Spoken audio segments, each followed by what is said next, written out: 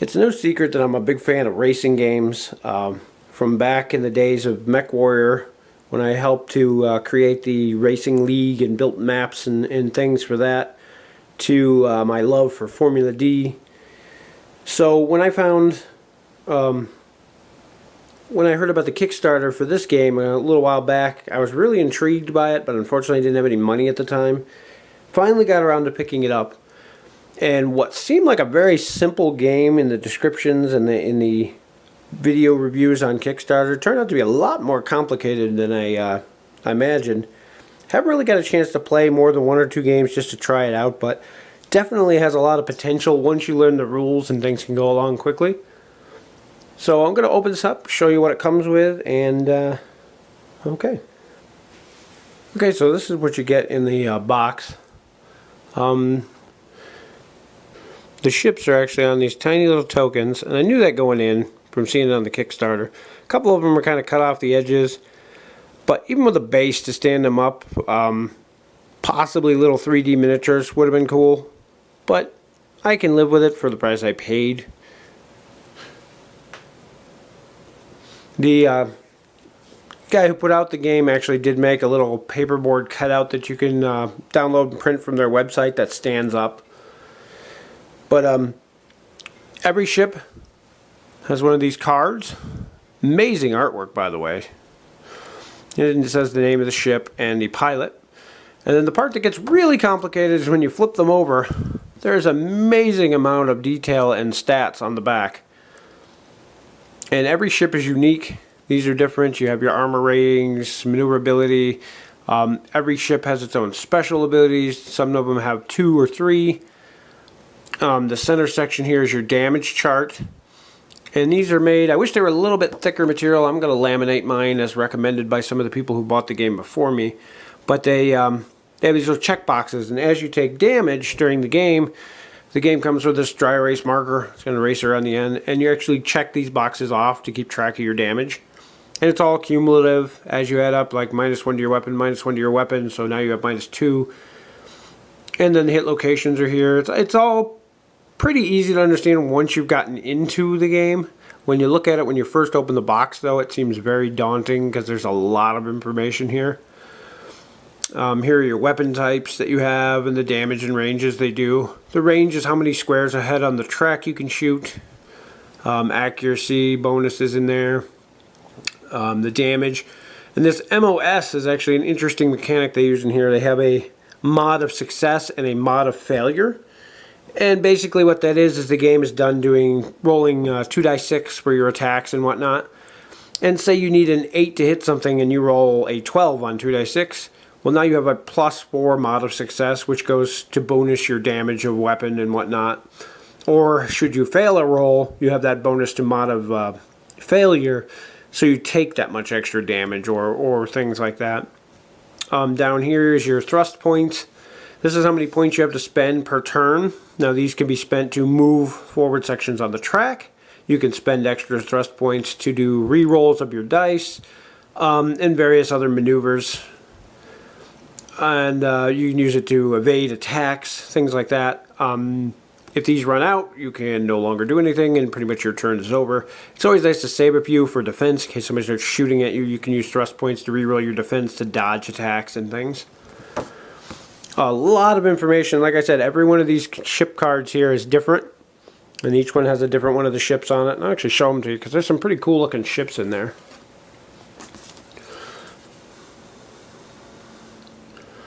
That first one was the slingshot. There's the floodwater. Like I said, the artwork in this game is amazing. There's a warhawk. This one's one of my favorites. This is the one I've been playtesting with. Is the Yuling. It cloaks, and while you're cloaked, things can't shoot at you. But you also lose a little bit of power to your engines because you're spending the power to power the cloak. And the fast, zippy little stiletto. That thing's controlled by a AI computer. It's kind of interesting. And then this thing is just the Kachu, or I'm sure I'm pronouncing it wrong, but it's a gunship. It has a little turret on the top that actually rotates 360 degrees so it can shoot at people behind you. It has this heavy railgun in the front, these missile pods. This thing is slow and armored.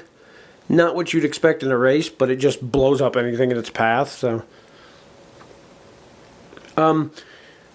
you have, these are the deck that you make your tracks out of, and your tracks are made by laying these tiles down, and they're still in order because I didn't shuffle them or anything. But you have your start-finish line here. And there's a variety of different stuff in here. There's minefields, interference, space stations where you can fly through little tunnels, the fuel depot, derelict ships. Yeah, you can even, there's an entering the atmosphere one, and then there's canyons. There's your open planetary space. There's rings. A lot of interesting things. The pits. And each one, oh yeah, and on the back there's different stuff too, so you can mix and match and build your own tracks. And each one has a modifier here to fly straight through. This is what happens if you fail your check. This is what happens. Find one with the options here. There we go. This one has your option. You can try to weave through. If you fail though, you stop. That's what the bounce back thing is. And you also take the damage. You can also fly around it, which takes longer, but is safer. And every card has its own little modifiers like that. Things that happen if you fly through, things that happen if you fly around. The idea is to make a set number of laps on the track without blowing yourself up or having opponents blow you up. The rule book is black and white, but it does a great job of explaining everything. Because of the way that the mod checks and everything are done, your first few playthroughs are going to take you a while. If you can see that, that's another description of what all the damage markers are on the back of the ship cards. And it does a pretty good job of laying out. Like I said, the first few times you play through, you're going to be consulting the book a lot. It's going to run a little slow because you're going to be checking basically every square you move on the track. You're going to be checking some kind of check. You roll the dice, you compare it to your agility, and then you move, and then you roll the dice, and then once you learn what the charts are, what the modifications are and things, it goes much faster. Rough the first couple times you play with a group because, like I said, you're going to be explaining that stuff to every player, and it does run kind of slow, and people may lose interest. If you can keep them interested, once people learn the rules, learn how to do the modifiers quickly, the games fly by, and it is a lot more fun to play. I may do a playthrough of this once I get some other players up to speed on the rules, and we may do record a playthrough so you can see what the actual game is like. Definitely an interesting thing if you're into racing. It's kind of unique out there. There's something similar coming soon, which I am looking at picking up. It was another Kickstarter that ended recently for a game called Gunship.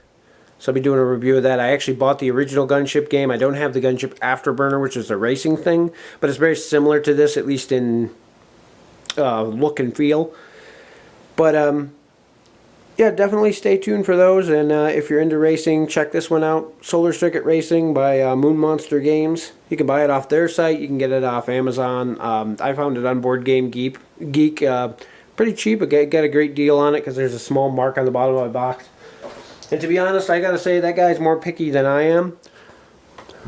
If you can see, that little crease in the corner right there is what they marked this game down for. So I got it for next to nothing because he considered that damage to the box and didn't want to sell it for full price. So amazing deal. If you can find it for a good price, check it out. If it sounds like something you're interested in, stay tuned, and maybe I'll get that playthrough up soon.